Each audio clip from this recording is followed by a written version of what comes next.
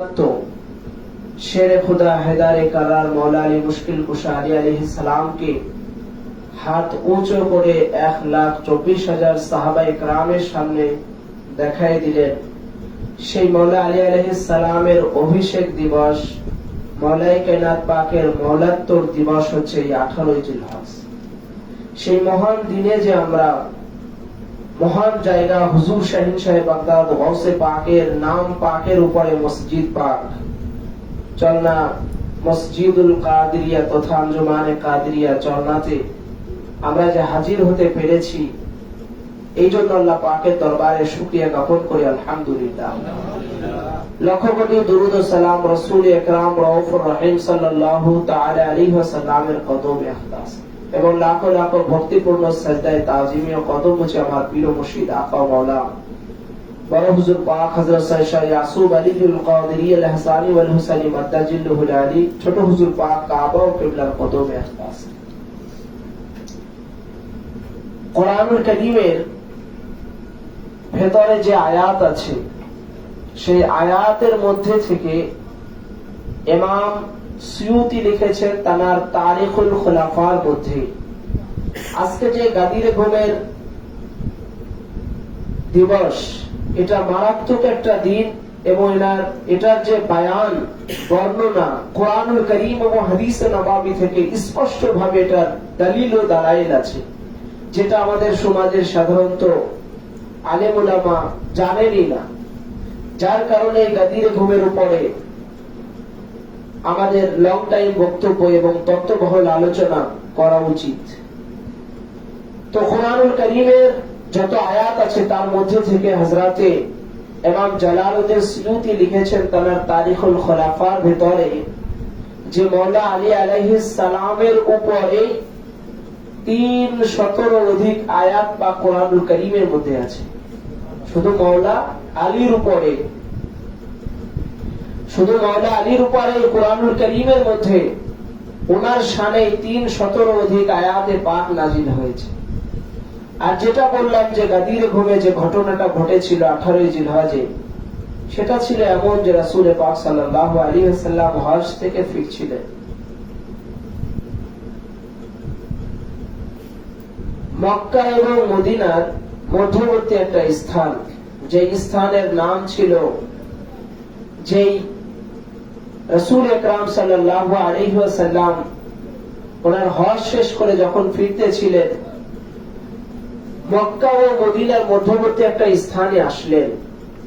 যে স্থানে আসার পরে যেটার নাম হলো জুহফা, কিন্তু জায়গাতে ছোট ছোট নলকূপ ছিল, ছোট ছোট ঝোপ ছিল, যার কারণে ওটাকে বলা হয় গাদির বলা হতো, যার কারণে পুরাটার নাম ছিল গাদির ঘুম।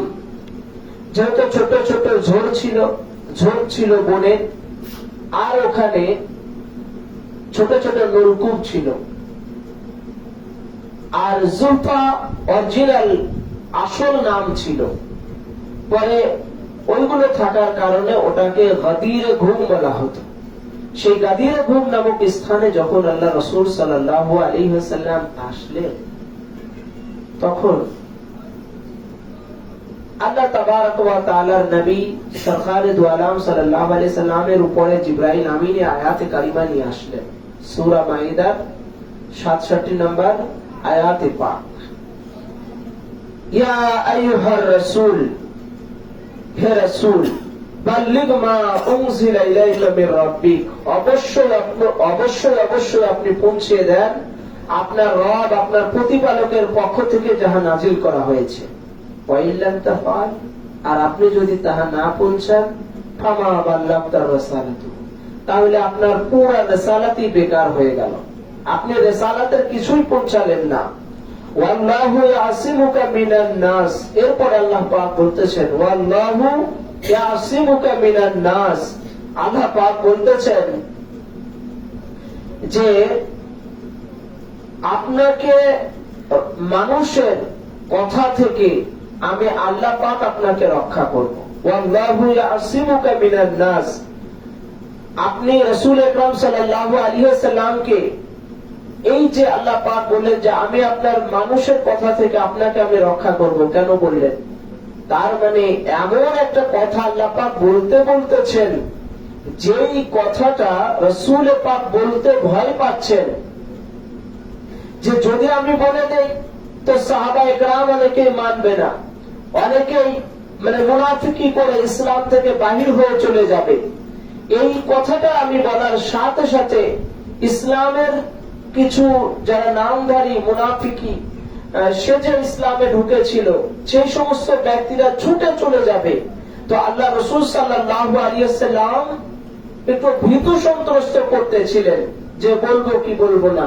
এই জন্য আল্লাহ তাআলা বলেন ওয়াল্লাহু ইয়াসিমুকা মিনান নাস, যে আমি আপনাকে গ্যারান্টি দিচ্ছি যে মানুষের কথা থেকে আমি আপনাকে রক্ষা করব। আপনি অবশ্যই অবশ্যই বলে দেন ইন্নাল্লাহা লা ইয়াহদিল কওমাল কাফিরিন, আর এটাও জেনে নেন নিঃসন্দেহে নিশ্চয় আল্লাহ কাফেরদেরকে পথ প্রদর্শন করেন না। তার মানে আপনাকে যেটা বলতে বলেছি সেটা যদি আপনি বলে দেন আর বলার পরে যদি সবাই মেনে নেয় তো মুমিন হয়ে যাবে। আর যারা মানবে না, যারা আপনার এই কথার উপরে প্রশ্ন করবে ইন্নাল্লাহা লা ইয়াহদিল কওমাল কাফিরিন, তার মানে নিঃসন্দেহে তারা কাফের হবে। আর কাফেরদের জন্য আমি আল্লাহ তাআলা কোনো পথ প্রদর্শন রাখি নাই, কোনো হেদায়েত রাখি নাই। এই জন্য আল্লাহ তাআলা অভয় বাণী দিয়ে আল্লাহ পাক বলেন ওয়াল্লাহু ইয়াসিমুকা মিনান নাস। এটা তো আয়াতে পাকের অর্থ গেল, এর অনেক ব্যাখ্যা আছে। আমি আস্তে আস্তে ধীরে ধীরে ইনশাআল্লাহ বলবো। যেটা বলছিলাম যে এই আয়াতে কারিমা জিবরাইল আমিন নিয়ে আসলেন রাসূল আকরাম রাউফুর রহিম সাল্লাল্লাহু তাআলা আলাইহি ওয়াসাল্লাম। এই ঘটনা জানার জন্য আপনারা যে কোনো তাফসীরের কিতাব খুলতে পারেন। তার মধ্যে ইমাম সুয়ুতি তারা তাফসীরে দুররে মানসুরের মধ্যেও লিখেছেন, এছাড়াও বিভিন্ন কিতাবের মধ্যেও আছে। রাসূল আকরাম সাল্লাল্লাহু তাআলা আলাইহি ওয়াসাল্লাম ওনার থেকে যারা অগ্রগামী হয়ে গেছে সামনের দিকে, তাদেরকে পিছনে আসতে বললেন। আর পিছনে আসার পরে যারা পিছনে পড়েছিলেন তাদের জন্য রাসূল পাক অপেক্ষা করলেন। যখন সমস্ত সাহাবায়ে কেরাম আসলেন তখন রাসূল পাক সাল্লাল্লাহু আলাইহি সাল্লাম বললেন যে উটের হাওদা দিয়ে মঞ্চ তৈরি করো, উঁচু জায়গা বানাও যাতে সেখানে দেখা যায়। যেহেতু 1,24,000 সাহাবায়ে কেরাম উপস্থিত, মরুভূমির মধ্যে সমস্ত জায়গায় বালি, সে জায়গাতে রাসূল আকরাম সাল্লাল্লাহু আলাইহি সাল্লাম বলতেছেন যে উটের হাওদা দিয়ে মঞ্চ তৈরি করো। উটের হাওদা মানে আগেকার সময় উটে মানুষের মানে উটে চলাফেরা করা হতো, তো উটের উপরে গদি দেওয়া থাকতো। তো আল্লাহ রাসূল সাল্লাল্লাহু আলাইহি সাল্লাম বললেন যে সেই উটের হাওদা দিয়ে মঞ্চ তৈরি করা হলো। রাসূল আকরাম সাল্লাল্লাহু তাআলা আলাইহি ওয়াসাল্লাম এবার বয়ান পেশ করলেন, ওনার খেতাব ফরমালেন। রাসূল পাক সাল্লাল্লাহু আলাইহি ওয়াসাল্লাম শেষ দিক নির্দেশনা ছিল, ওনার শেষ দিক নির্দেশনা উম্মতি মুহাম্মাদীর জন্য যেগুলো ছিল সেইগুলো উনি দিচ্ছেন। আর প্রথম যেহেতু রাসূল পাক ওটাই বিদায় হজ, ওটাই প্রথম হজ, তাই গ্রাম অঞ্চল থেকে, প্রত্যন্ত গ্রাম অঞ্চল থেকে সাহাবায়ে কেরাম তারা প্রত্যেকেই হজে গিয়েছিলেন। ছোট থেকে ছোট, বড় থেকে বড়, প্রত্যন্ত গ্রাম অঞ্চল থেকেও গিয়েছিলেন। এইভাবে যেতে যেতে যেতে যেতে 1,24,000 সাহাবায়ে কেরামের জমায়েত হয়েছিল গাদিরে ঘুমে। তো এবার আসুন এই আয়াতে পাক আল্লাহ পাক ইরশাদ ফরমাচ্ছেন ইয়া আইয়ুহার রাসূল, হে রাসূল আপনি বলে দেন বাল্লিগ মা উনসিলা ইলাইকা, অবশ্যই অবশ্যই আপনি পৌঁছে দেন মা উনসিলা ইলাইকা মির রাব্বিক, যাহা আপনার রবের পক্ষ থেকে নাযিল করা হয়েছে। ওয়া ইল্লাম তাফআল, আর আপনি যদি তা না পৌঁছান ফামা বাল্লাগতা রাসালাতু, তাহলে আপনার পুরো রিসালাতই বেকার হয়ে যাবে। তার মানে আল্লাহ রাসূল সাল্লাল্লাহু আলাইহি ওয়াসাল্লামকে আল্লাহ পাক যেটা নাযিল করেছেন সেটা বলতে বলতেছেন যে আপনি এলান করে দেন, আপনি খবর পৌঁছে দেন, আপনি জানিয়ে দেন, আপনি খবর পৌঁছে দেন। ওয়া ইল্লাম তাফআল, আর আপনি যদি না পৌঁছান ফামা বাল্লাগতা রাসালাতুহু, তাহলে আপনার পুরো রিসালাতই বেকার হয়ে যাবে। আচ্ছা বলেন তো, নামাজ রসুল পাকের রিসালাতের মধ্যে কিনা? নামাজ রিসালাতের মধ্যে, রোজা রিসালাতের মধ্যে, হজ রিসালাতের মধ্যে, যাকাত রিসালাতের মধ্যে, পুরো ইসলামের মধ্যে যা যা আছে সমস্ত কিছু ইসলামের মধ্যে, দাড়ি টুপি জুব্বা সমস্ত কিছু রিসালাতের মধ্যে। তাই রাসূল আকরাম সাল্লাল্লাহু তাআলা আলাইহি ওয়াসাল্লাম বললেন, আল্লাহ পাক উনাকে বললেন যে ওয়াইল্লাম তাফআল, আর আপনি যদি না পৌঁছান ফামা বাল্লাগতা রিসালাতুহু, তাহলে আপনার পুরো রিসালাতই বেকার হয়ে যাবে। তার মানে আপনি 63 বছর হায়াত মুবারকের মধ্যে আপনি যে নামাজ পৌঁছিয়ে দিয়েছেন, রোজা পৌঁছিয়ে দিয়েছেন, হজ পৌঁছিয়ে দিয়েছেন, যাকাত পৌঁছিয়ে দিয়েছেন, আপনি দাড়ি ও টুপি পৌঁছিয়ে দিয়েছেন, আপনি কালিমা পৌঁছিয়ে দিয়েছেন, ওয়াহদানিয়ত পৌঁছিয়ে দিয়েছেন, এই সমস্ত কিছু কবুল হওয়া না হওয়া, আল্লাহর দরবারে কবুলিয়াতের মাকামে পৌঁছানো না পৌঁছানো, এটা দাঁড়িয়ে আছে শুধুমাত্র এই কথার উপরে যেটা আল্লাহ পাক নাজিল করেছেন রাসূলুল্লাহকে, ঠিক কিনা? তার মানে পুরো ইসলাম দাঁড়িয়ে আছে এই কথার উপরে। আর এই আয়াতে কারিমা হচ্ছে কোরআনুল কারীমের শেষ আয়াতের আগের আয়াত। কোরআন যেভাবে নাজিল হয়েছে ওইভাবে কোরআনুল কারীম তরতিব হয় নাই। কোরআনুল কারীম যেভাবে নাজিল হয়েছিল ঠিক ওইভাবে কোরআনুল কারীমের তরতিব হয় নাই। যেমন প্রথম যে আয়াতে কারিমা নাজিল হলো সূরা আলাকের মধ্যে, প্রথম আয়াতে কারিমা যে নাজিল হলো 30 পারার মধ্যে আছে। আর এই কোরআনুল কারীমের লাস্ট আয়াতের আগের আয়াত হচ্ছে এটা, লাস্ট আয়াতের আগের আয়াত হচ্ছে এটা। মানে পুরো কোরআন চলে এসেছে, ধর্ম চলে এসেছে, পুরো ইসলাম চলে এসেছে। লোকেরা নামাজ পড়া শুরু করে দিয়েছে, যাকাত দিচ্ছে, লোকেরা হজ করতেছে, পুরো ইসলামই এসে গেছে। ইসলামের আর কোনো কিছুর বাকি নাই। রাসূল পাক পর্দা নিবেন তার 3 মাস আগের ঘটনা। রাসূল পাক সাল্লাল্লাহু তাআলা আলাইহি ওয়াসাল্লাম পর্দা নেবার 3 মাস আগের ঘটনা। তো পুরো ইসলাম চলে এসেছে, তাই কি না? পুরো ধর্ম চলে এসেছে। লোকেরা নামাজ পড়তেছে, রোজা রাখতেছে, হজ করতেছে, যাকাত দিচ্ছেন। পুরো ইসলামের স্তম্ভগুলো লোকেরা মানছেন, সাহাবায়ে কেরাম মানছেন, লোকেরা মানছেন, এবং দাড়ি ও টুপি রাখতেছেন, পড়তেছেন। সমস্ত ইসলামের সমস্ত কিছুই চলে এসেছে। সেই জায়গায় আল্লাহ তাআলা বলতেছে ওয়াইল্লাম তাফআল, আর আপনি যদি এটা আমি যেটা নাজিল করলাম এখন এটা যদি আপনি না বলেন ফামা বাল্লাগতা রিসালাতুহু, তাহলে আপনার পুরো রিসালাতই বেকার হয়ে যাবে। তার মানে নামাজ বেকার হয়ে যাবে, আপনি যে রোজা পৌঁছে দিয়েছেন সেটা বেকার হয়ে যাবে, আপনি যে হজ পৌঁছে দিয়েছেন ওটা বেকার হয়ে যাবে, আপনি যে যাকাত পৌঁছে দিয়েছেন সে যাকাত বেকার হয়ে যাবে, আপনি যে দাড়ি ও টুপি এনে দিয়েছেন সেটা বেকার হয়ে যাবে। মানে আপনি যে ইসলামের মধ্যে ধর্মের মধ্যে যা যা এনে দিয়েছেন সমস্ত কিছু বেকার হয়ে যাবে যদি এটা আজকে আপনি এলান না করে দেন, আপনি এলানে মুস্তাফা না করেন, আপনার জুবান দিয়ে যদি এটা বয়ান না করেন, আপনি যদি এটা এলান না করে দেন, তো পুরো ইসলামই বেকার হয়ে যাবে। ওয়াইল্লাম তাফআল ফামা বাল্লাগতা রিসালাতুহু, আপনি রিসালাতের কোনো কিছুই পৌঁছান নাই, সমস্ত রিসালাতই বেকার হয়ে যাচ্ছে। তার মানে কি? তার মানে হলো এই কথার উপরে নামাজ দাঁড়িয়ে আছে, রোজা দাঁড়িয়ে আছে, হজ দাঁড়িয়ে আছে, যাকাত দাঁড়িয়ে আছে, ইসলাম দাঁড়িয়ে আছে, দাড়ি ও টুপি দাঁড়িয়ে আছে, পুরো ইসলামের যা যা আছে পুরো ইসলামই দাঁড়িয়ে আছে এই কথার উপরে। তার মানে এটা না পৌঁছালে তো কোনো কিছুই পৌঁছানো হচ্ছে না। তার মানে পুরো ইসলামই দাঁড়িয়ে আছে এই কথার উপরে। এখন আপনাদের প্রশ্ন হতে পারে যে সে কথাটা কি যেটা এত ভেরি ভেরি ইম্পর্টেন্ট, এত গুরুত্বপূর্ণ যে আল্লাহ পাক বলার জন্য তাকিদের ছিগা নিয়ে এসেছেন। আর আল্লাহ পাক বলতেছেন ইয়া আইয়ুহার রাসূল, হে আমার রাসূল। ইয়া আইয়ুহার রাসূল যেখানে ব্যবহার হয় সেই জায়গাতে আল্লাহ পাক তাকিদ বোঝানোর জন্য এই শব্দ ব্যবহার করেন। আবার আল্লাহ পাক বলতেছেন বাল্লিগ ফামা বাল্লিগ মা উনসিলা ইলাইকা মির রাব্বিক, বাল্লিগ মানে অবশ্যই অবশ্যই আপনি পৌঁছে দেন। তার মানে আল্লাহ তাআলা তাকিদ প্রদান করতেছেন।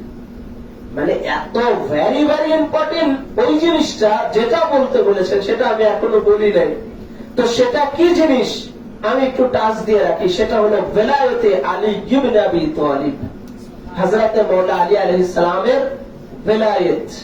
এই আয়াতের তাফসীর আমি বিভিন্ন কিতাবের উক্তি থেকে আমি আপনাদের সামনে পেশ করব। তো আল্লাহ তাবারক ওয়া তাআলা বলতেছেন আলীর বেলায়েত আপনি এলান করেন, আপনি আলীর বেলায়েতের ব্যাপারে এলান করে দেন, আপনি আলীর বেলায়েতের ঘোষণা করে দেন।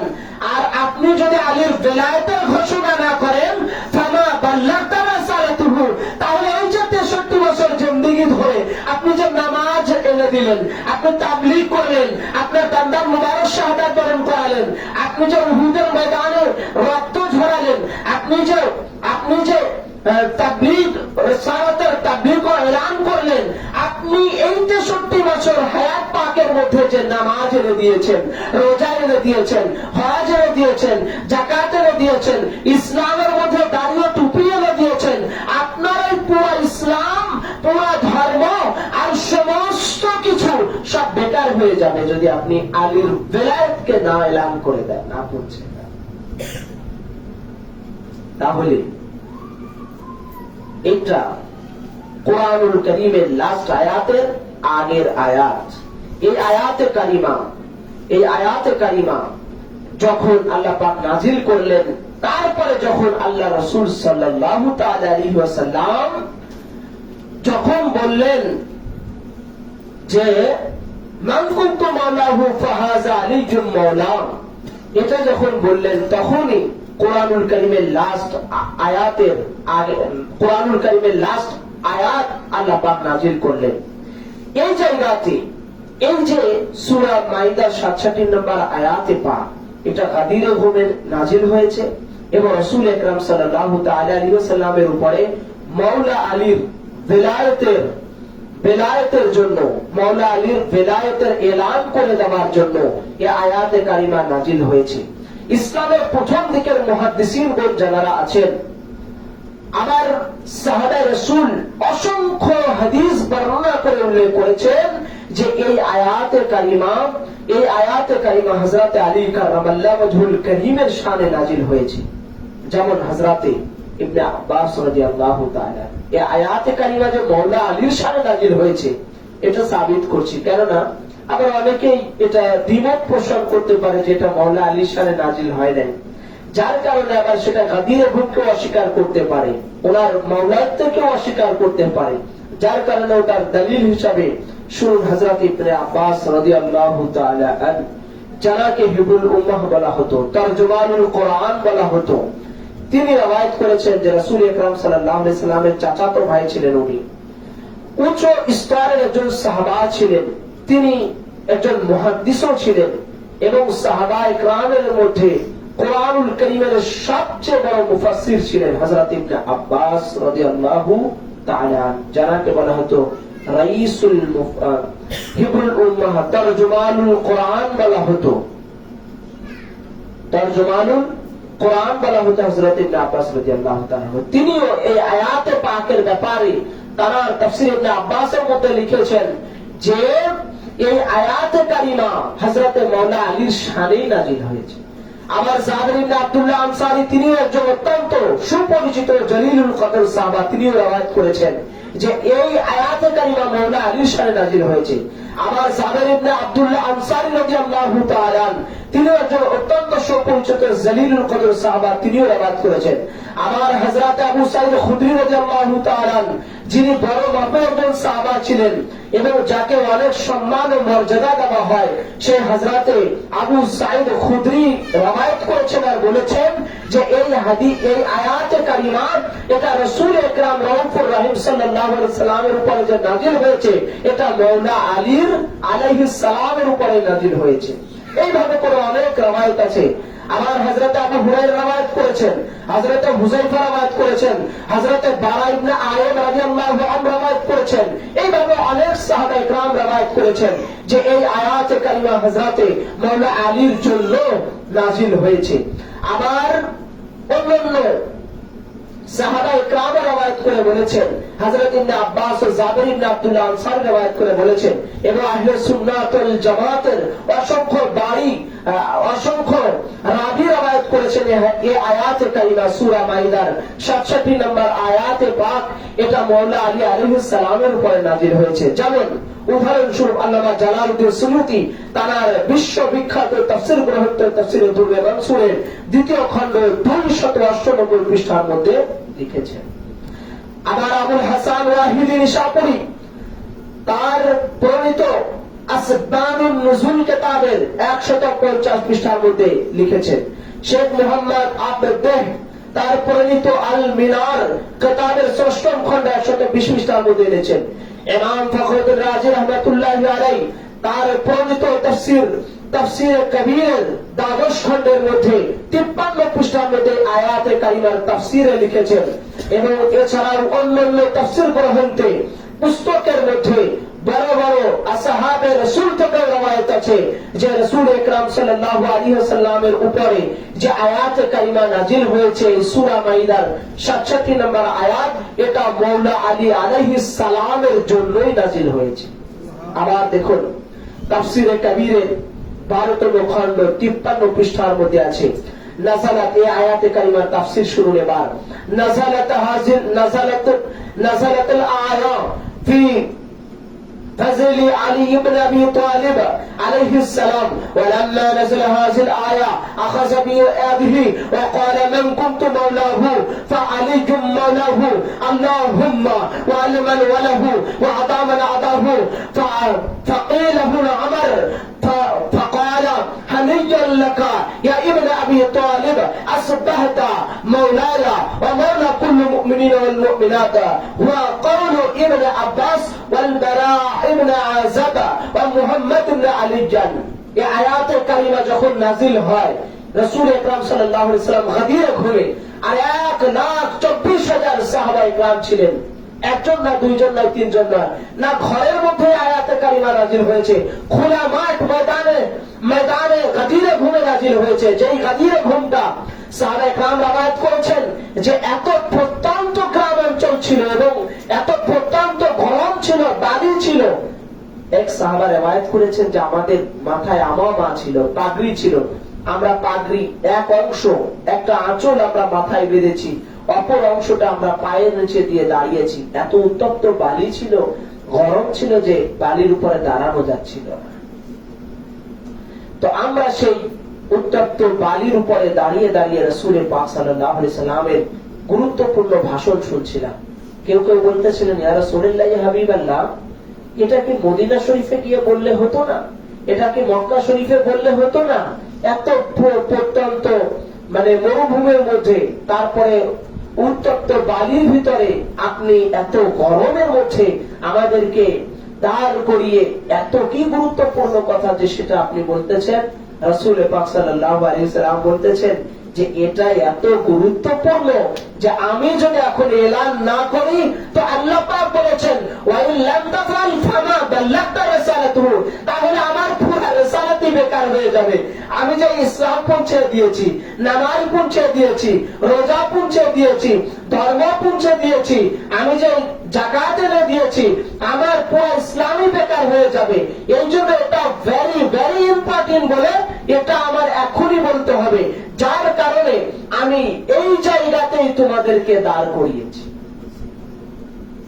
আমরা আলীকে কেন মানি দেখেন, আমরা আলী আলাইহিস সালামের জন্য 13 রজব কেন করি, আমরা আলী আলাইহিস সালামের জন্য কেন ওনার শোকে শোকাহত হই, ওনার খুশিতে খুশি কেন উদযাপন করি? শুনুন আলী আলাইহিস সালাম কে আছেন। যখন আয়াতে কারিমা নাযিল হলো, রাসূল পাক উটের হাওদা দিয়ে মাংস তৈরি করালেন আর রাসূল পাক সাল্লাল্লাহু তাআলা আলাইহি ওয়াসাল্লাম ইরশাদ ফরমালেন, সমস্ত সাহাবায়ে کرامদেরকে বললেন যে হে আমার সাহাবারা, শোনো, আমি কি তোমাদের জান থেকে উত্তম নয়? আমি কি তোমাদের জান থেকে আলা নয়, আফজাল নয়? সমস্ত সাহাবারা বললেন ইয়া রাসূলুল্লাহ ইয়া হাবিবাল্লাহ, বেশক নিঃসন্দেহে আপনি আমাদের জান থেকে, আমাদের মাল থেকে, আমাদের সমস্ত কিছু থেকে, আর ইয়া রাসূলুল্লাহ ইয়া হাবিবাল্লাহ, আপনি আমাদের সমস্ত কিছু থেকে আপনি উত্তম আছেন, বেশি হকদার আছেন, আপনি আমাদের কাছে সবচেয়ে বেশি হকদার। ইয়া রাসূলুল্লাহ ইয়া হাবিবাল্লাহ, আপনি বলুন। তখন রাসূল পাক বললেন যে আমি যদি তোমাদের কাছে এখন কোন এলান করি তোমরা মানবে? সবাই বললো ইয়া রাসূলুল্লাহ ইয়া হাবিবাল্লাহ, বেশক নিঃসন্দেহে মানবো। তখন রাসূল পাক বলেন আইনাল আলী, আলী কোথায়?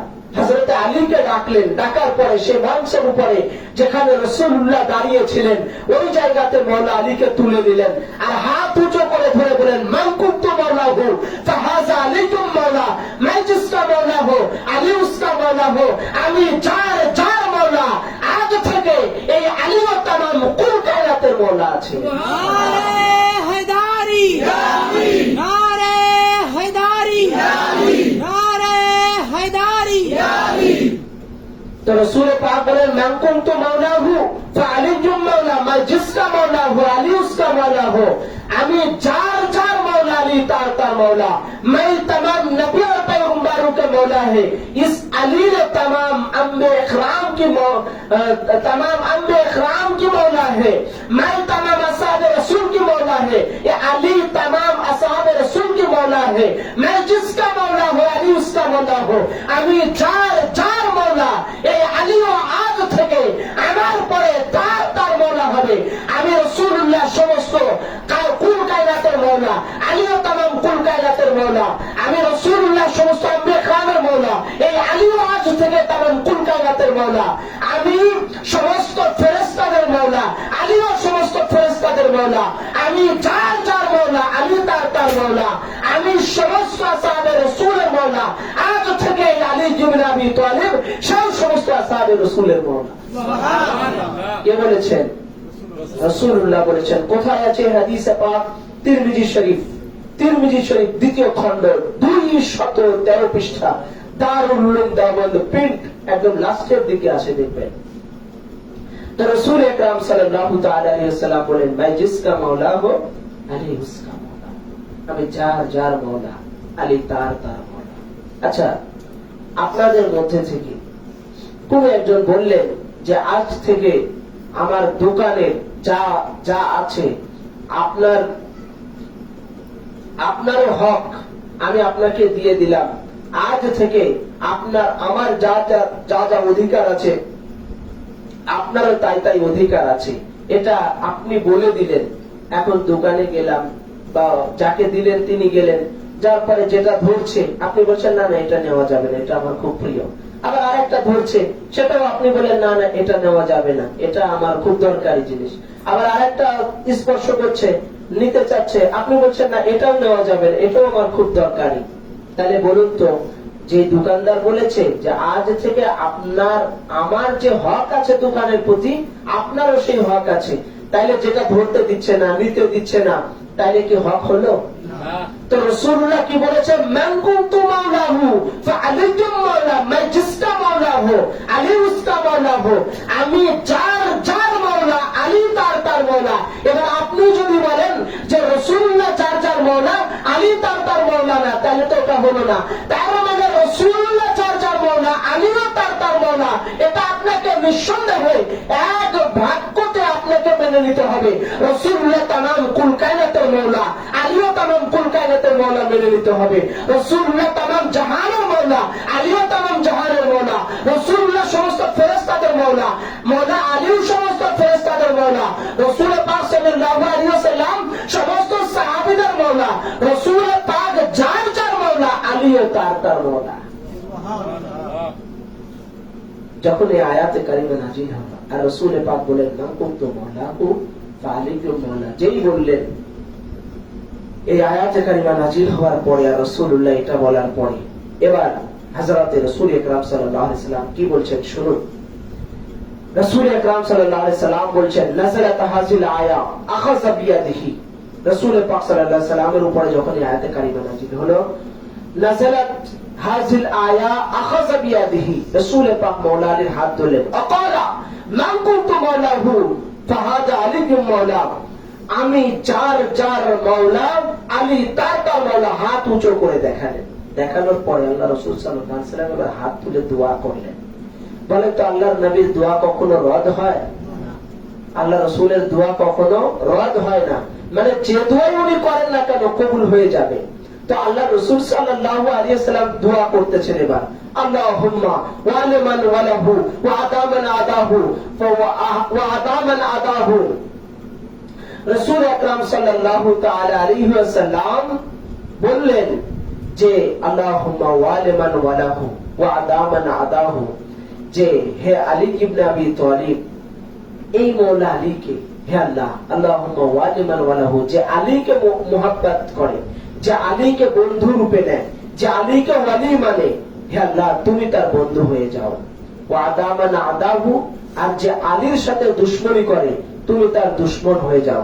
অতঃপর হযরতে ওমর মওলা আলী আলাইহিস সালামের সাথে কুলাকুলি করলেন আর বললেন, হে আবু তালিবের শাহজাদা, ইয়া ইবনে আবি তালিব, আসবাহতা মাওলায়া ওয়া মাওলা কুল্লু মুমিনিন ওয়াল মুমিনাত।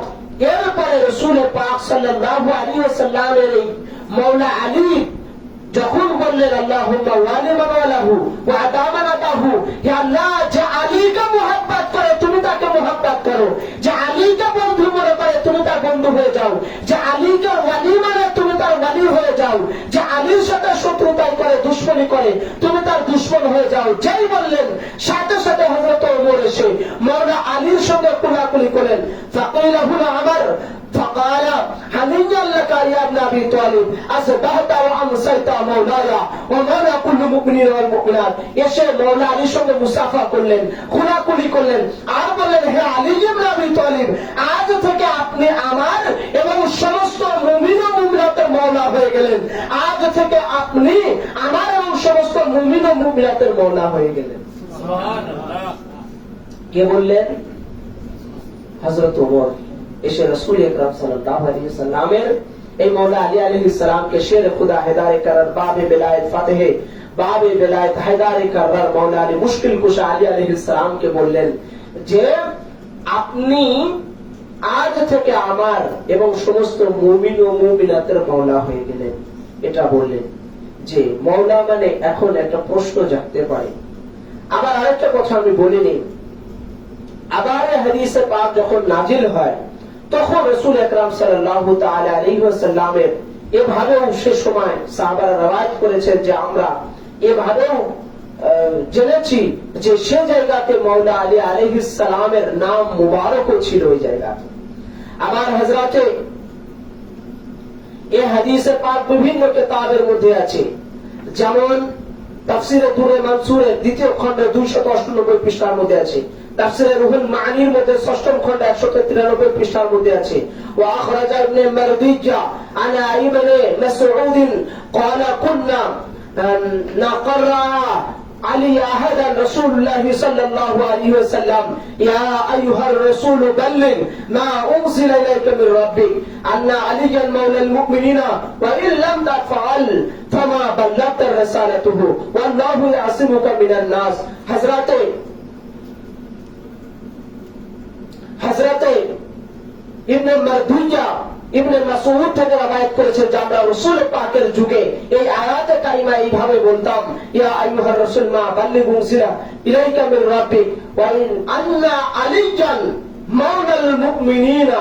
মাওলা আলী আলাইহিস সালামের নাম কোরআনুল কারীমের মধ্যে এই আয়াতে কারিমার মধ্যে ছিল। আমরা এইভাবে রাসূল পাকের যুগে আমরা শুনেছি যে রাসূল পাকের উপরে যে এই আয়াতে কারিমা নাযিল হয় ওই জায়গাতে এইভাবে আমরা বলতাম, আন্না আলিয়ান মাওলাল মুমিনিনা ওয়া ইন লাম তাফআল ফামা বাল্লাগতা রাসালাতুহু। ওই জায়গায় মাওলা আলী আলাইহিস সালামের নাম মুবারক ছিল।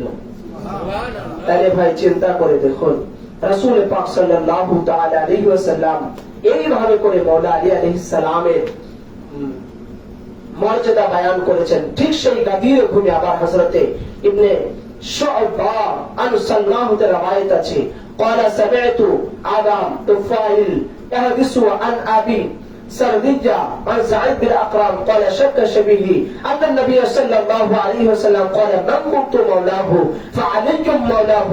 حضرت شعبہ سلمى بن قاهل হতে বর্ণিত আছে রাসূল আকরাম সাল্লাল্লাহু তাআলা আলাইহি ওয়াসাল্লামের রওয়ায়াত করেছেন সাহাবা।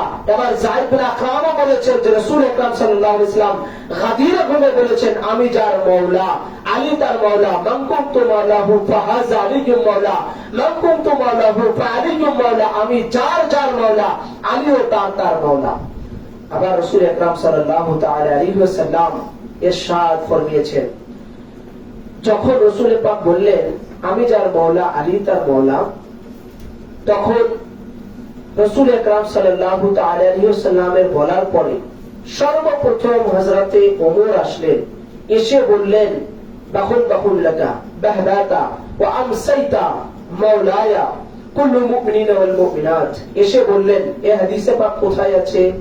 এই হাদিসে পাক মুসনাদ আহমদ ইবনে হাম্বল প্রথম খণ্ড 432 পৃষ্ঠার মধ্যে আছে এবং মুসনাদ আহমদ ইবনে হাম্বলের চতুর্থ খণ্ডের 248 পৃষ্ঠার মধ্যে আছে। রওয়ায়াত করেছেন যে হযরতে ওমর এসে বললেন, হে আলী ইবনে আবি তালিব, আপনাকে ধন্যবাদ, স্বাগতম। আজ থেকে আপনি আমার এবং সমস্ত মুমিন ও মুমিনাতের মওলা হয়ে গেলেন।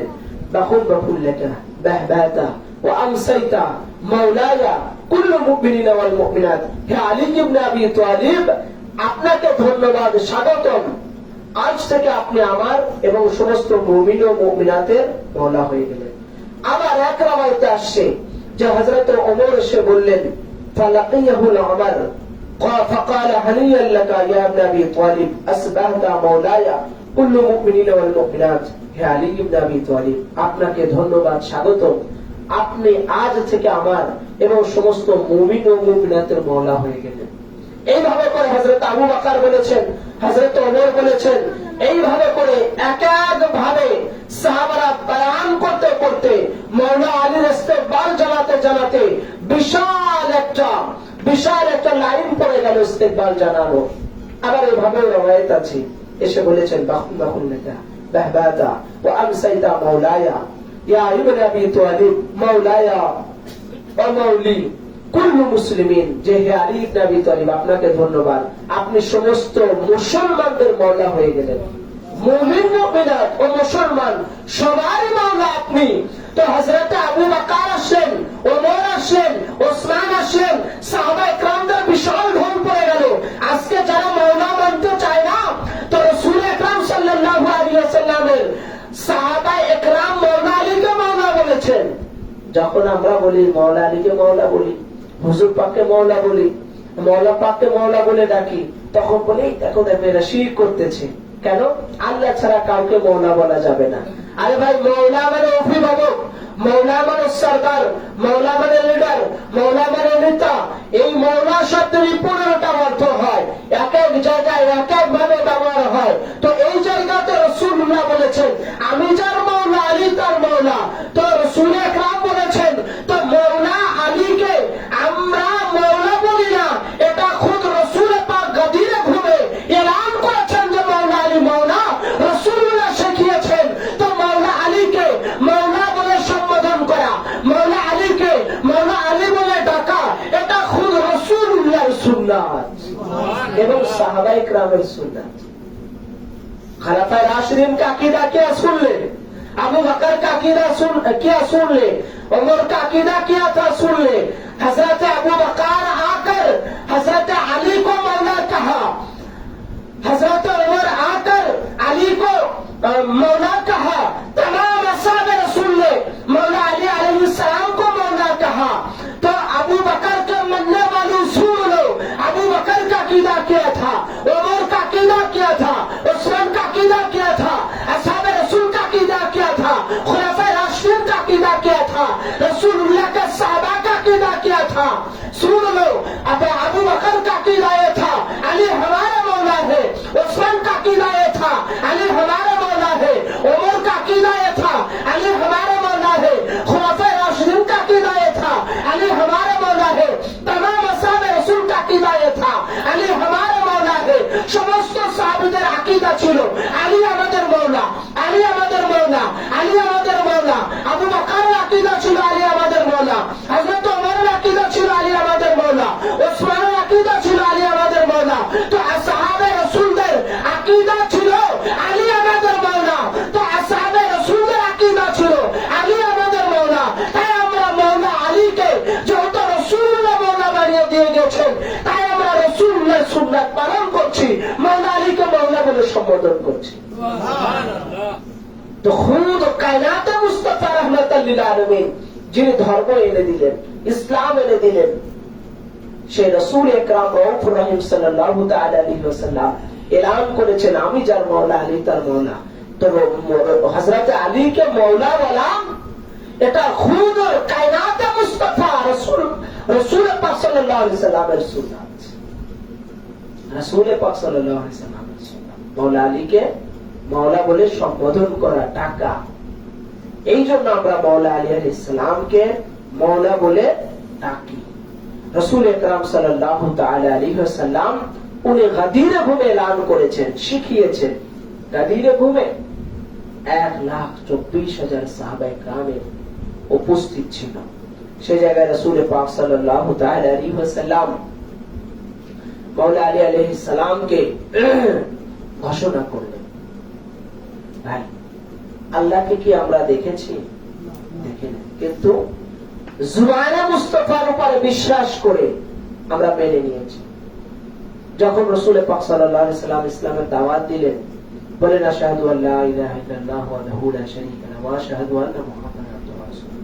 তোমরা শাহাদাত দাও আল্লাহ লা শারীক ওয়াহদাহু লা শারীকা লাহু, আল্লাহ ছাড়া কোনো মাবুদ নাই, ইলাহ নাই, এটা তোমরা শাহাদাত দাও। তো যারা বিশ্বাস করে ওনার উপরে ঈমান আনলো, তারা আসার পরে বলল যে ইয়া রাসূলুল্লাহ হাবিবাল্লাহ, আমরা তো 360 খোদা মানতাম। বলে রাসূল পাক বলেন যে না, 360 খোদাকে মানা যাবে না।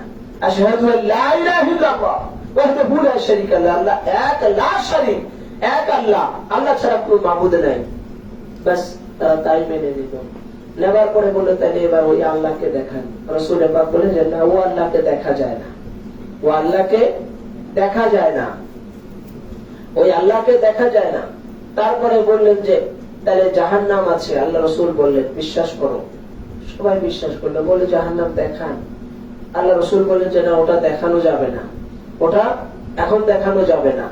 তো ওটা রাসূল পাক যে বললেন, ওনার জুবান পাকে জাহান্নাম আছে, জান্নাত আছে, ফেরেশতা আছে, আমরা কেউ দেখি নাই, কিন্তু রাসূল পাক সাল্লাল্লাহু আলাইহি ওয়াসাল্লামের জুবানের উপরে বিশ্বাস করে সবাই মেনে নিয়েছে, রাসূল পাকের উপরে বিশ্বাস করে। অথচ এই যে যারা ইস্তেকবাল জানালো, বাহুবা জানালো, গাদিরে ঘুরে জানলো, এই 1,24,000 সাহাবায়ে কেরাম উপস্থিত থাকার পরেও গাদিরে ঘুরে আল্লাহ রাসূল সাল্লাল্লাহু আলাইহি ওয়াসাল্লাম হাত উঁচু করে মাওলা আলীকে দেখানোর পরেও যখন তারা তাদের বাড়িতে চলে গেছেন, যাওয়ার পরে মানতে পারেন না, অনেকে মানতে পারেন। রাসূল পাক সাল্লাল্লাহু তাআলা আলাইহি ওয়াসাল্লাম বলে জান্নাত আছে, দেখি নেই, সবাই মেনে নিল। জাহান্নাম আছে, দেখি নাই, মেনে নিল। আর গাদিরে ঘুমে আজকে আমরা কেমন মুসলমান? আরে বলে মাওলা আলী আলাইহিস সালামকে মাওলা বলে নামতেই চায় না, মাওলা আলীকে সিরিয়ালে অনেক দূরে রেখে দেয়। মাওলা আলী আলাইহিস সালামকে আরে 1,24,000 সাহাবায়ে কেরামের সামনে গাদিরে ঘুমে খুদ কায়নাতে মুস্তাফা রাসূল আকরাম সাল্লাল্লাহু আলাইহি ওয়াসাল্লাম 1,24,000 সাহাবায়ে কেরামের সামনে দেখাই দিলেন, মান কুনতু মাওলাহু ফাহাযা আলাইকুম মাওলা, আমি যার যার মাওলা আলী তার তার মাওলা।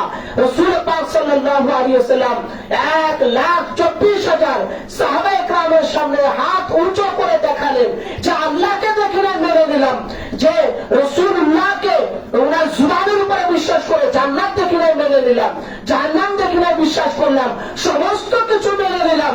অথচ যে রাসূল পাক সাল্লাল্লাহু আলাইহি ওয়াসাল্লাম হাত উঁচু করে 1,23,999 জন সাহাবায়ে কেরামের সামনে হাত উঁচু করে আলীকে দেখালেন, সেই আলীকে মানতে পারছি না। সেই আলীর ব্যাপারে আজকে কোশ্চিন 13 রজব করা যাবে না, মাওলা আলীর বেলাদার শরীফ করা যাবে না, মাওলা আলী লেখা যাবে না, মুশকিল কোষা বলা যাবে না। আরে 1,24,000 সাহাবায়ে কেরামের সামনে সেই দেখানো জিনিস, সেই সচক্ষে রাসূল পাক যে বাস্তবে যে জিনিস দেখাই দিলেন, সেটা মানতে পারছি না আজকে। অথচ যে জিনিসগুলো আমরা দেখি নাই, রাসূলের কথার উপরে বিশ্বাস করে মেনে নিলাম। তাহলে ভাই কেমন মুসলমান? গাদিরে ঘুমে রাসূল পাকের দেখানো, মাওলা আলীকে হাত উঁচু করে দেখালেন, সেই দেখানো জিনিসকে আমরা মানতে পারছি না। মাওলা আলীর ব্যাপারে কোশ্চিন থাকে, তাই মাওলা আলী আলাইহিস সালাম সম্পর্কে রাসূল পাক বলেছেন, এই হাদিসে পাক তিরমিজি শরীফ 2য় খণ্ড 213 পৃষ্ঠার মধ্যে আছে, মা তুরিদুনা আলিজান মা তুরিদুন আলিজান মা তুরিদুন আলিজান ইন্না আলিয়াম মিন্নি ওয়া আনা মিনহু ওয়া ওয়ালিয়্যুল কুল্লু মুমিনিনা মিন বাদি। রাসূল পাক তিনবার করে জিজ্ঞাসা করলেন, আলী, তোমরা আলীকে কি জানো? আলী সম্পর্কে তোমাদের ধারণা কি? তোমরা ভাবছো যে আলী সাধারণ কেউ? না না, আলী সম্পর্কে তোমাদের ধারণা কি? আলীকে তোমরা কি জানো? আরে তোমরা কি বলবে? আরে শোনো, ইন্না আলিয়াম মিন্নি ওয়া আনা মিনহু, আলী মুঝসে হ্যায়, मैं तो আলী से हूं, আমি আলীর থেকে, আলী আমার থেকে, আলী থেকে আমি, আমার থেকে আলী, আলী থেকে আমি, আমার থেকে আলী, আমার থেকে আলী, আলী থেকে আমি, আন্না আলিয়াম মিন্নি ওয়া আনা মিনহু ওয়া কুল্লু মুমিনিনা মিন বাদি। আরে শোনো, আলীর থেকে আমি, আমার থেকে আলী, আমার থেকে আলী, আলীর থেকে আমি রসুল পাক যা, আলীও তা, আমি রসুল যা, আলীও তাই, আলীর মর্যাদা, আমি রসুলের মর্যাদা যা, আলীর মর্যাদাও তাই, আমি রসুলুল্লাহ যা আছি, আমার আলীও তাই আছে। আর শোনো, হুয়া ওয়ালিয়্যু কুল্লু মুমিনিনা মিন বাদি, আর আলী হচ্ছে আমার পরে সমস্ত মুমিন মুমিনাতের মওলা আছে, ওয়ালি আছেন। ওয়ালি মানে অভিভাবক, ওয়ালি মানে অভিভাবক। ওয়ালিয়্যুল কুল্লু মুমিনিনা মিন বাদি, আলী হচ্ছে আমার পরে তোমাদের অভিভাবক, তোমাদের গার্জিয়ান, তোমাদের নেতা, তোমাদের লিডার, তোমাদের অভিভাবক, তোমাদের ওয়ালি, তোমাদের ইমাম হচ্ছে মাওলা আলী আলাইহিস সালাম। এই মাওলা আলী আলাইহিস সালাম হচ্ছেন তোমাদের অভিভাবক, তোমাদের লিডার।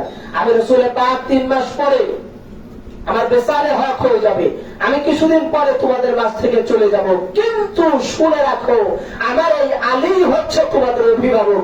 আমার পরে, আমার স্থানে, আমার জায়গাতে আমি তোমাদের মাঝে হেদায়েতের জন্য, হেদায়েতের রাস্তা হিসাবে, হেদায়েত ইফতাহ হিসাবে আমি তোমাদের জন্য রেখে গেলাম আমার এই আলীকে। এই জন্য রাসূল পাক বললেন যে ইন্না আলিয়াম মিন্নি ওয়া আনা মিনহু, আলী মুঝসে হো, मैं तो আলী से हूं, আলী আমার থেকে, আমি আলী থেকে। আলীর মর্যাদা যা, আমার মর্যাদা যা, আলীর মর্যাদাও তাই। আমার মর্যাদা যেমন, আলীর মর্যাদাও তেমন। কিভাবে ভাই? এখন আমাদের এই গ্রামে তো বলে, আশপাশেও বলবে যে এরা রাসূলুল্লাহর উপরে আলীকে নিয়ে চলে যায়, বলে কি বলে না? হ্যাঁ, আরে ভাই শুনুন, রাসূল পাক সাল্লাল্লাহু আলাইহি ওয়াসাল্লামের কি মর্তবা ও রুতবা আছে, মুহাম্মদ কা রুতবা কিয়া থা খোদা জানে, মুহাম্মদ মুস্তাফা যে কি আছেন ওটা একমাত্র আলী ও আল্লাহ জানে, আর আলী যে কি আছেন ওটা একমাত্র আল্লাহ ও আল্লাহর রাসূল জানে। রাসূল পাক রাহমাতুল লিল আলামিন, রাসূল পাক সাইয়্যিদুল মুরসালিন ইমামুল আম্বিয়া, রাসূলুল্লাহ সাল্লাল্লাহু আলাইহি ওয়াসাল্লামের মর্যাদা সর্বশ্রেষ্ঠ। রাসূল পাক সাল্লাল্লাহু আলাইহি ওয়াসাল্লামের পরের স্থান বেলায়েতের সরচশমে করনে वाला হচ্ছেন সেই আলী আলাইহিস সালাম। রাসূল পাক রিসালাতের মালিক, আর মাওলা আলী বেলায়েতের মালিক। মাওলা আলীকে কখনো নবী বলা যাবে না, আলী নবী না, কিন্তু সমস্ত নবীর মওলা আছেন। আলী নবী না, अली को नबी कहना है गुमराही है, अली को नबी कहना है दुरुस्त नहीं। अली नबी नहीं बल्कि हर नबी की मौला है। अली रसूल नहीं, तमाम रसूल की मौला है। अली नबी ना, अली का नबी बोला जाबे ना, अली नबी ना, किंतु अली अलैहिस सलाम समस्त नबीদের মওলা আছে, নবী বাবু আছে। রাসূল পাক কি বলেছেন? আমি যার মওলা আলী তার মওলা।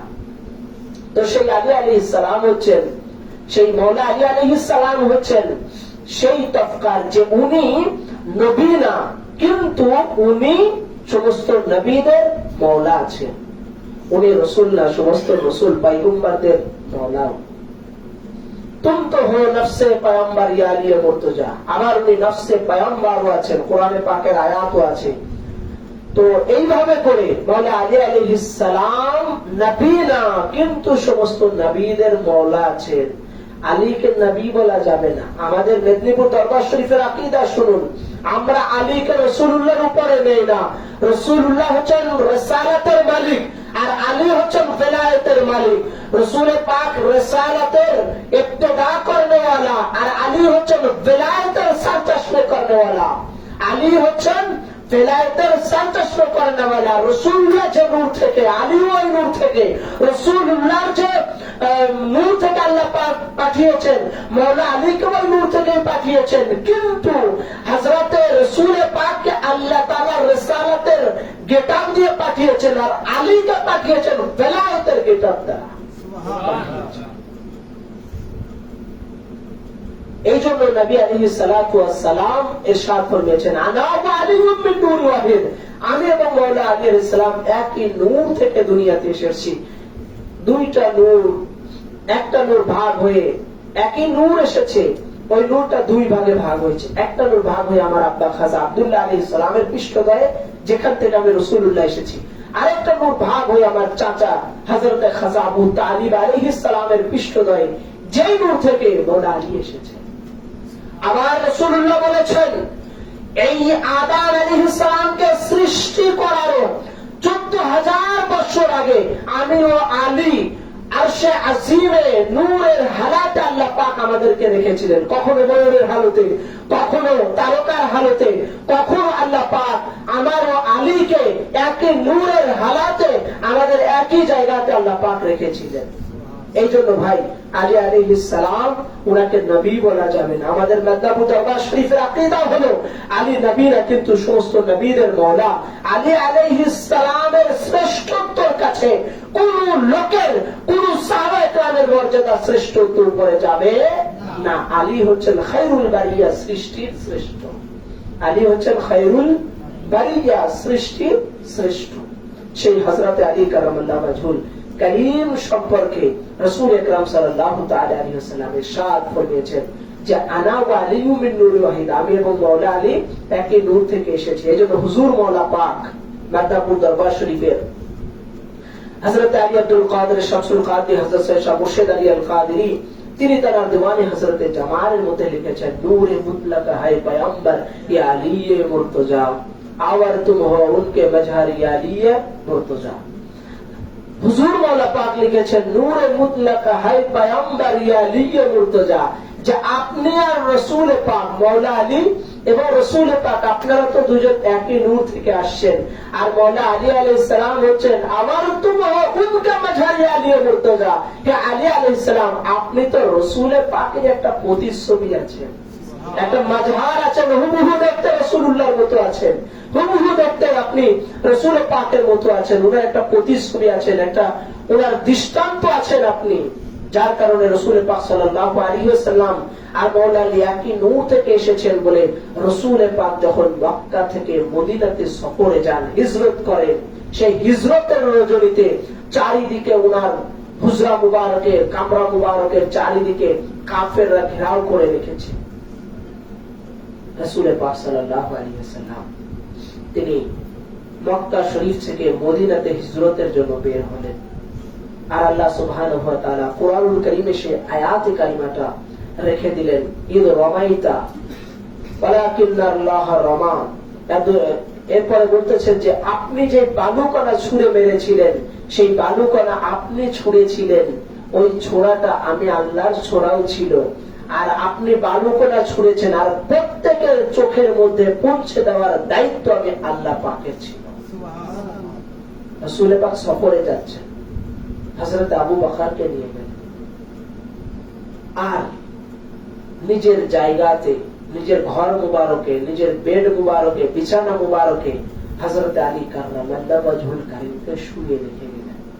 ওনাকে শোয়ানোর পরে রাসূল পাকের যে চাদর মুবারক ছিল, সেই চাদর মুবারক বিছিয়ে দিলেন, চাদর মুবারক ওনার গায়ে দিয়ে শুয়ে দিলেন। শুয়ে দেওয়ার পরে বললেন যে হে আলী, আগামী কালকে তোমার সঙ্গে আমার দেখা হবে, কেননা কিছু লোকের আমানত আছে, সেই আমানত তুমি পূর্ণ করে তুমি আমার সাথে অতি শীঘ্রই সাক্ষাৎ করবে।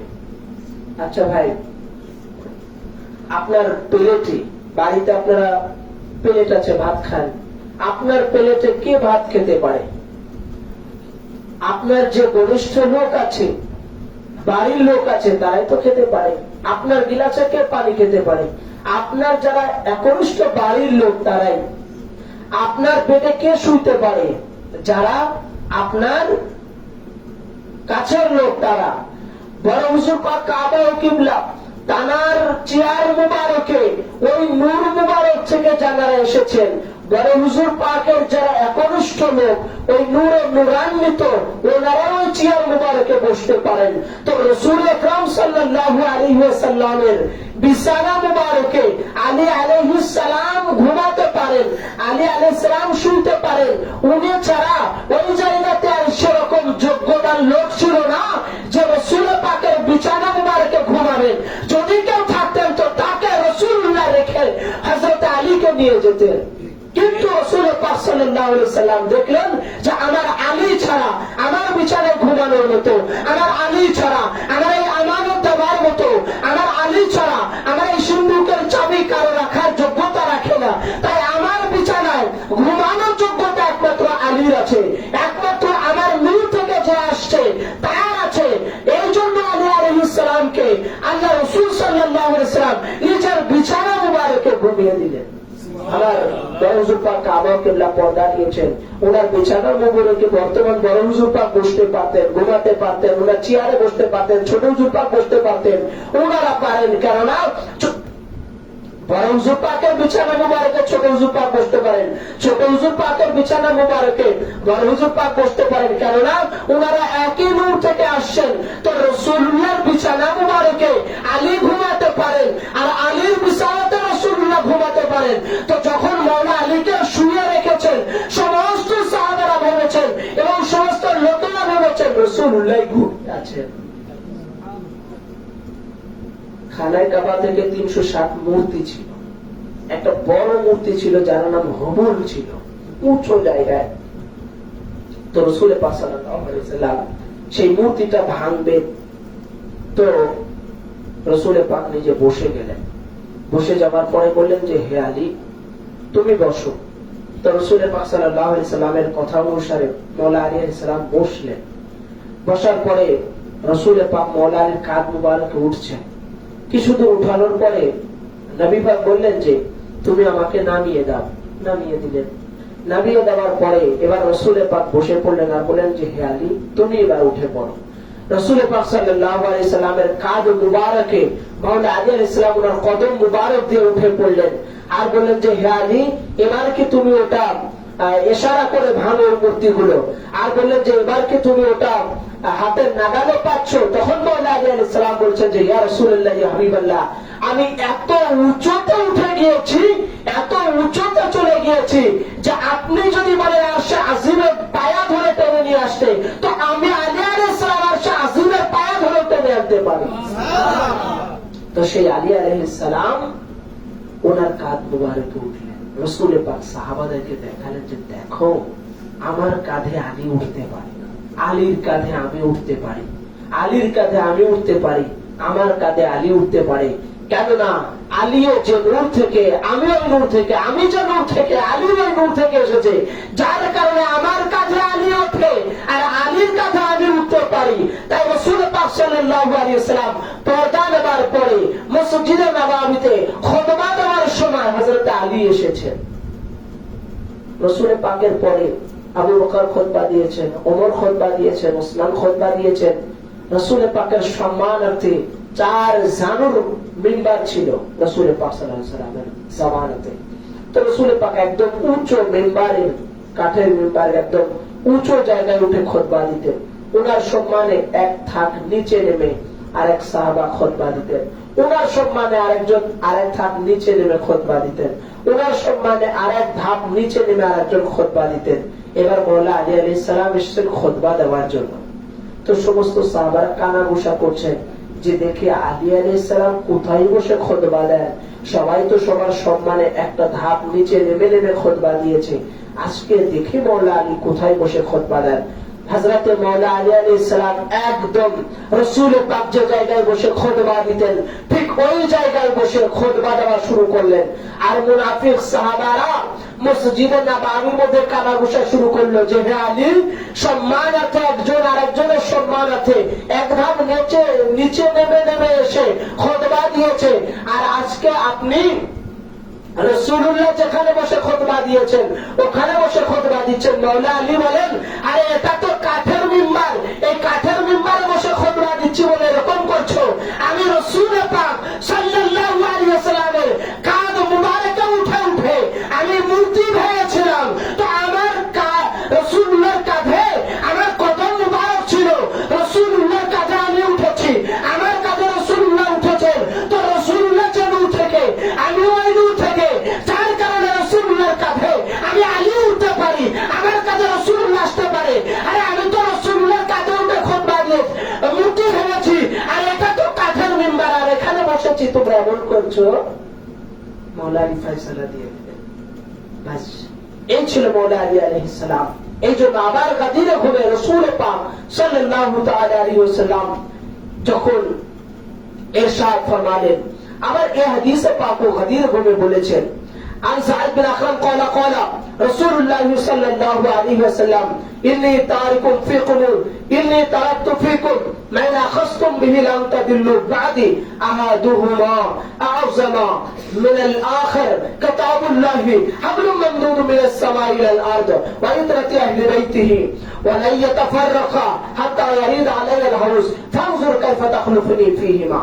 এই হাদিসে পাক তিরমিজি শরীফ দ্বিতীয় খণ্ড 220 পৃষ্ঠার মধ্যে আছে, এবং এছাড়াও আরো অন্যান্য হাদিসে পাকের মধ্যে অন্যান্য কিতাবের মধ্যেও আছে।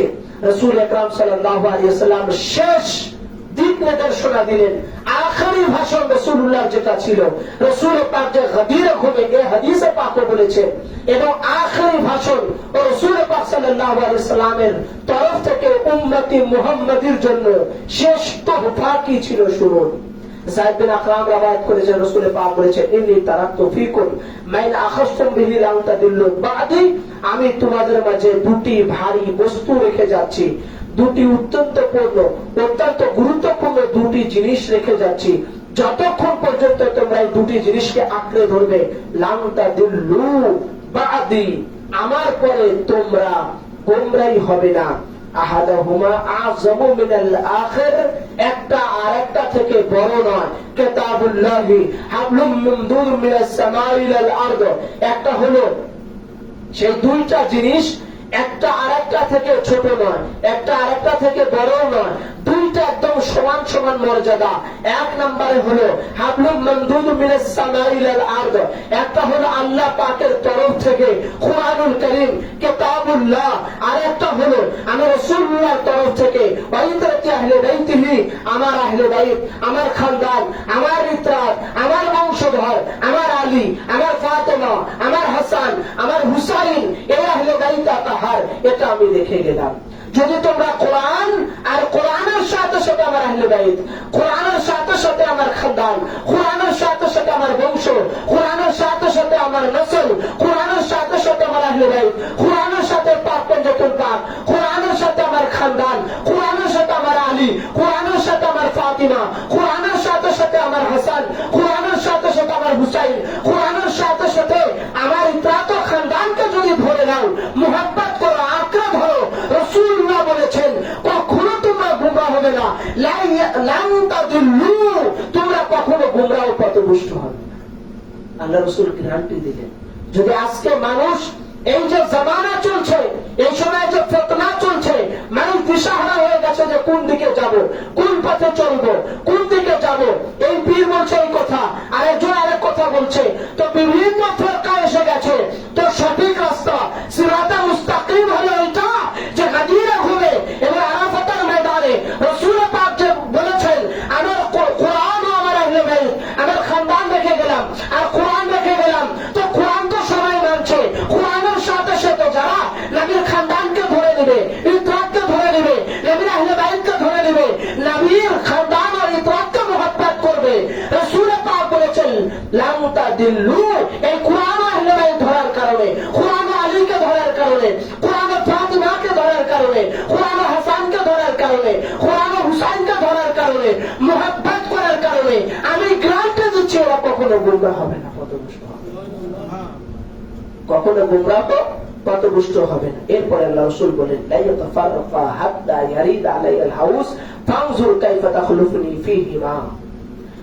আল্লাহ রাসূল বললেন, লা ইয়াতাফাররাকা, কোরআন থেকে, আহলে বাইত কোরআন থেকে একে অপর থেকে জুদা হবে না। কোরআন আহলে বাইতের সাথে থাকবে, আহলে বাইত কোরআনের সাথে থাকবে। কতক্ষণ পর্যন্ত?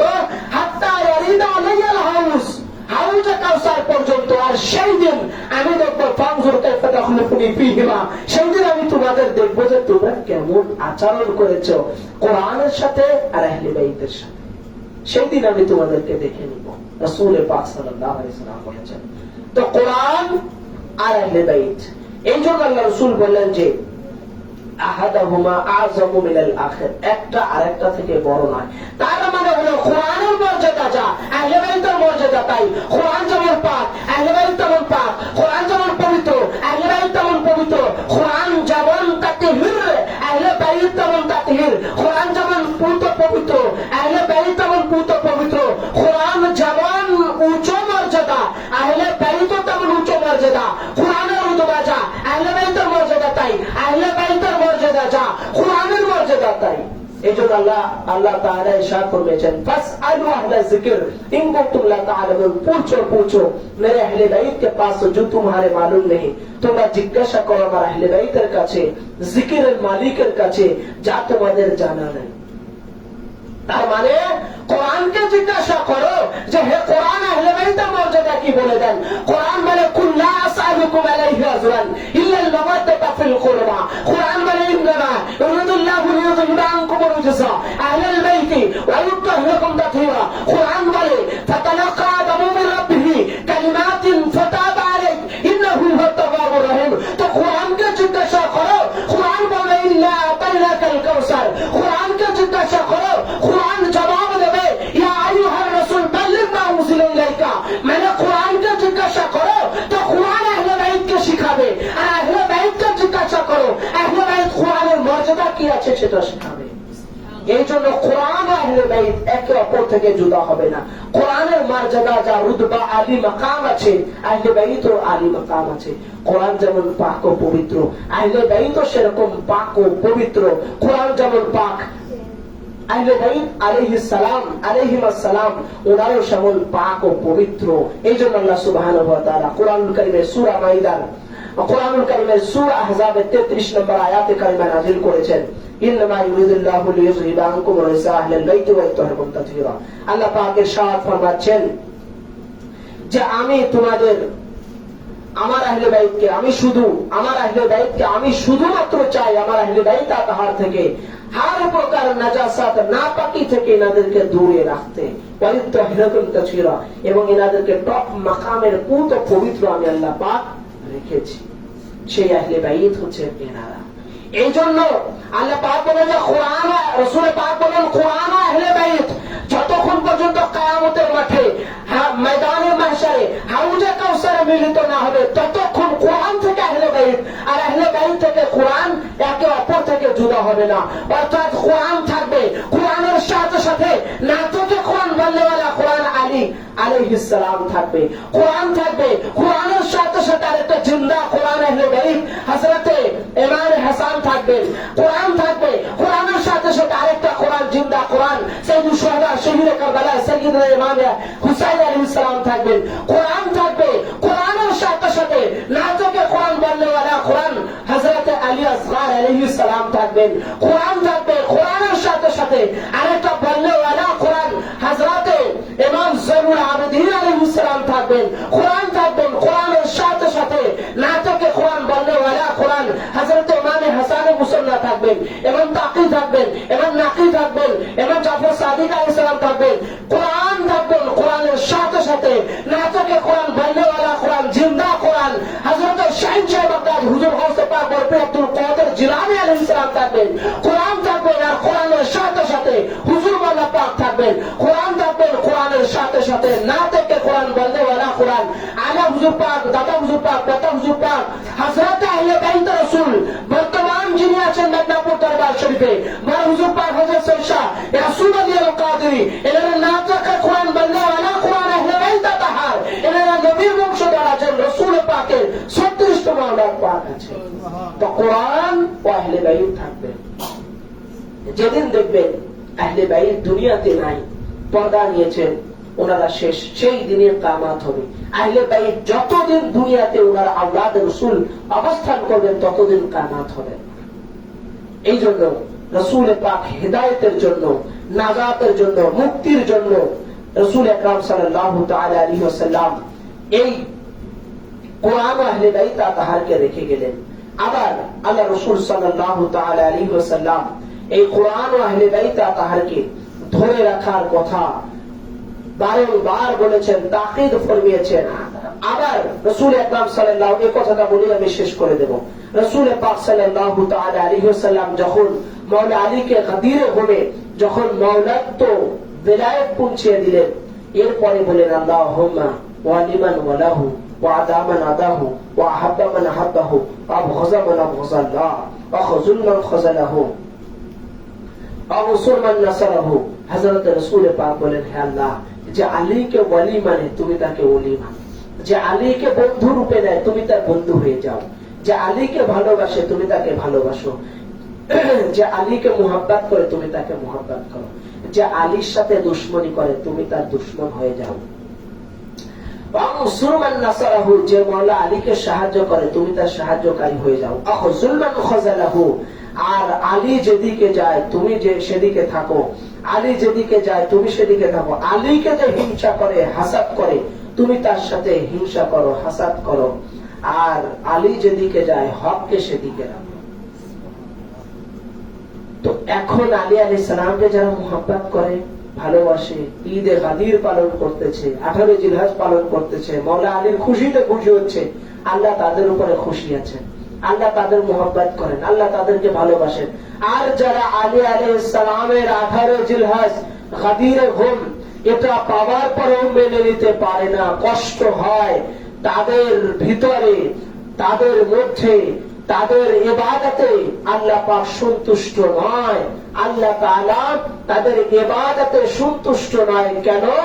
আল্লাহ তাআলা তাকেই মুহাব্বত করেন যে আলীকে মুহাব্বত করে, আর যে আলীর সাথে শত্রুতাই করে আল্লাহ পাক নিজে তার শত্রু হয়ে যায়, দুশমন। এরপরে আল্লাহ রাসূল সাল্লাল্লাহু আলাইহি ওয়াসাল্লাম যখন বললেন, কোরআনে পাকের একদম লাস্ট আয়াতে পাক নাজিল হলো, সেটা হলো আকমালতু লাকুম দীনাকুম ওয়া আতমামতু আলাইকুম নি'মাতি। যখন রাসূল পাক বলেন আমি যার মাওলা আলী তার মাওলা, এটা বলে দিলেন, তখন আল্লাহ তাআলা কোরআনে পাকের লাস্ট আয়াতে কারিমা নাজিল করে বললেন, আকমালতু লাকুম আল-ইয়াওমা আকমালতু লাকুম দীনাকুম ওয়া আকমালতু লাকুম ওয়া আতমামতু লাকুম আলাইকুম নি'মাতি। যে আজকে আমি তোমাদের জন্য ইসলাম ধর্মকে মনোনীত করলাম এবং তোমাদের নিয়ামতকে, আমার নিয়ামতকে পরিপূর্ণ করলাম। আজকে ইসলাম ধর্ম পরিপূর্ণ হলো কিসের দ্বারায়? আলী আলাইহিস সালামের বেলায়েতের দ্বারায়। আলী আলাইহিস সালামের বেলায়েত ছাড়া ইসলাম পরিপূর্ণ ছিল না, যার কারণে আল্লাহ রাসূলকে আল্লাহ পাক বললেন, ইয়া আইয়ুহার রাসূল বাল্লিগ মা উনজিলা ইলাইকা মির রাব্বিক, আপনি অবশ্যই অবশ্যই পৌঁছে দেন আপনার রবের পক্ষ থেকে যা নাজিল করা হয়েছে। তার মানে হলো ওই নামাজ, রোজা, হজ ও যাকাত এগুলো সব দাঁড়িয়ে ছিল ওই আলীর বেলায়েতের উপরে। যে আল্লাহ রাসূল বললেন, মান কুনতু মাওলাহু ফাআলিকুম মাওলা, আমি যার যার মাওলা, আলী তার তার মাওলা, যেই বলে দিলেন, আল্লাহ তাআলা কোরআনুল কারীমের সূরা মাইদার 3 নম্বর আয়াতে কারিমা নাযিল করে বললেন যে কোরআনুল কারীমের লাস্ট আয়াত হলো এটা, কোরআনুল কারীমের শেষ আয়াত হলো এটা। এই আয়াত দিয়ে কোরআনুল কারীম নাযিল শেষ। আল্লাহ তাআলা বলেন, আকমালতু লাকুম আল-ইয়াওমা আকমালতু লাকুম, আজকে আমি তোমাদের জন্য ধর্মকে পরিপূর্ণ করলাম। তার মানে এতদিন যে ধর্ম ছিল পরিপূর্ণ হয় নাই। কেন? আলীর বেলায়েতে এলান করা হয় নাই, আলীর বেলায়েতে এলান না করা হয় নাই। আলীর বেলায়েত যখনই এলান করলেন তখনই আল্লাহ তাআলা নিজের ধর্মকে, নিজের ইসলামকে, নিজের ইসলাম ধর্মকে আল্লাহ তাআলা আলীর বেলায়েতের দ্বারা পরিপূর্ণতা দান করলেন। তো ইসলাম ধর্ম যে পরিপূর্ণতা লাভ পেল সেটা আলীর বেলায়েতের দ্বারা। নামাজ পরিপূর্ণ হলো আলীর বেলায়েতের দ্বারা, রোজা পরিপূর্ণ লাভ পেল আলীর বেলায়েতের দ্বারা, হজ পরিপূর্ণ লাভ অর্জন করলো আলীর বেলায়েতের দ্বারা, যাকাত পরিপূর্ণতা লাভ পেল আলীর বেলায়েতের দ্বারা। এক কথা দাঁড়িয়ে টুপি পুরা ইসলাম ধর্ম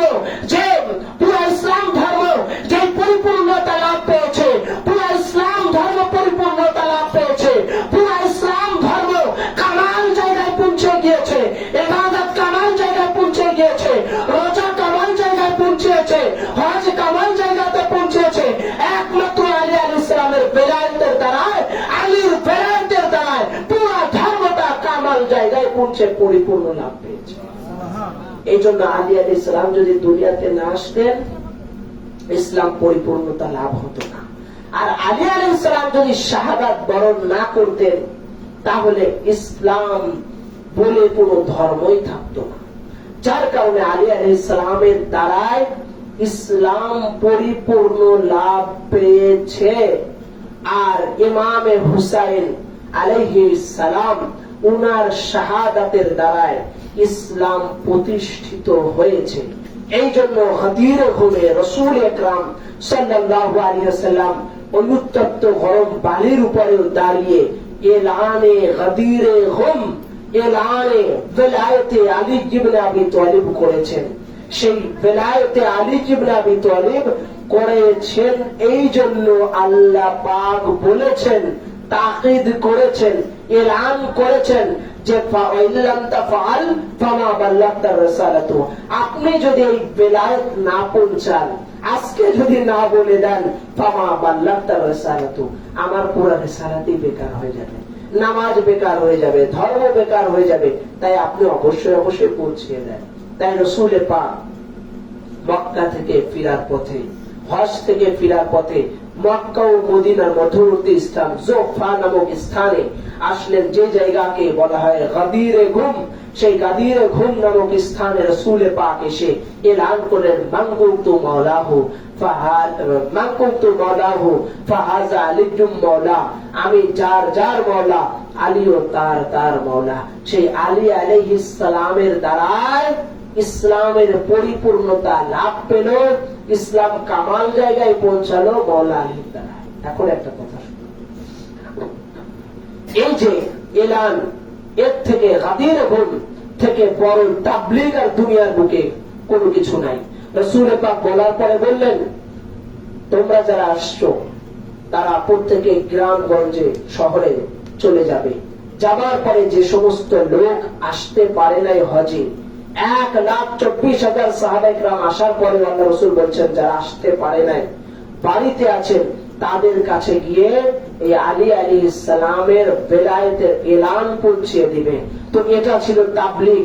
তো রাসূলুল্লাহর তাবলীগ ছিল, রাসূলুল্লাহর তাবলীগ ছিল গাদিরে ঘুমের এলানকে পৌঁছিয়ে দেওয়া, আহলে বাইতের তাবলীগ পৌঁছিয়ে দেওয়া, আহলে বাইতের শান পৌঁছিয়ে দেওয়া, আহলে বাইতের তাবলীগ করা, আহলে বাইতের মর্যাদা বয়ান করা, আহলে বাইতের এলানে গাদিরে ঘুম করা, এটা ছিল রাসূলুল্লাহর তাবলীগ। আর আজকে যে তাবলীগ চলছে, এটা হলো পিকনিক। এটা রাসূলুল্লাহর তাবলীগ নয়। রাসূলুল্লাহর তাবলীগ আর এই বর্তমান তাবলীগ, এটা দিন আর রাত তফাৎ আছে। রাসূল পাকের তাবলীগটা ছিল আহলে বাইত তাহারের প্রচারের তাবলীগ, উনাদের মুহাব্বতের তাবলীগ, এলানে গাদিরে ঘুম বেলায়েত আলী আলাইহিস সালাম, এই তাবলীগ ছিল। এই জন্য আল্লাহ সুবহানাহু ওয়া তাআলা যেন আপনাকে আমাকে সকলকে যেন তৌফিক আতা করে, যেন আমরা মাওলা আলী আলাইহিস সালামকে মুহাব্বত করে আহলে বাইত পাক পঞ্জাতুল পাককে ভালোবেসে আমরা দুনিয়া থেকে যেতে পারি। সকলে বলে আমিন। আর গাদিরে ঘুমের 18 জিলহজের আজকে একটা রোজা আছে, আজকে সেহরি খেয়ে আগামীকাল রোজা পূর্ণ হবে।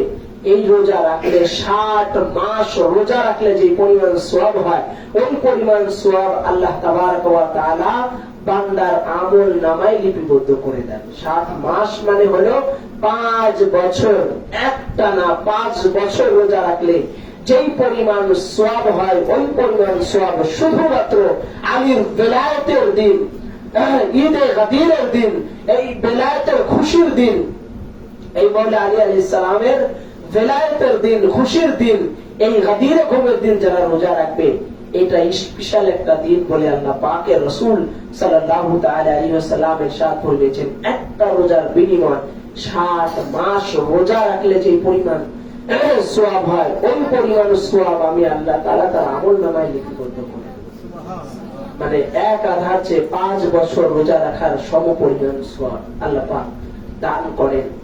আর আজকে গাদিরে ঘুমের এলান আপনারা বিভিন্ন জায়গায় দেখতেছেন, বিভিন্ন দরবার থেকে উঠে আসতেছে। আর এবার মেদিনীপুর দরবার শরীফে আজ থেকে আরো 1000 বছর আগে থেকে মেদিনীপুর দরবার শরীফ থেকে গাদিরে ঘুমের এলান হয়, গাদিরে ঘুম উদযাপন হয়। প্রত্যেকটা খানদানে কাদরিয়ার যে খানকা শরীফ আছে, আমাদের যে মেদিনীপুর দরবার শরীফের যত খানকা শরীফ আছে, যত মসজিদ পাক আছে, সমস্ত জায়গায় মৌলা আলী আলাইহিস সালামের এই ঈদে গাদির বহু আগে থেকে উদযাপন করা হচ্ছে বা উদযাপন হয়ে আসছে। আজকে যারা যে সমস্ত দরবার থেকে গাদিরে ঘুমের এলান করতেছে, প্রত্যেকে মেদিনীপুর দরবার শরীফকে দেখে দেখে ঈদে গাদিরের এলান করতেছে।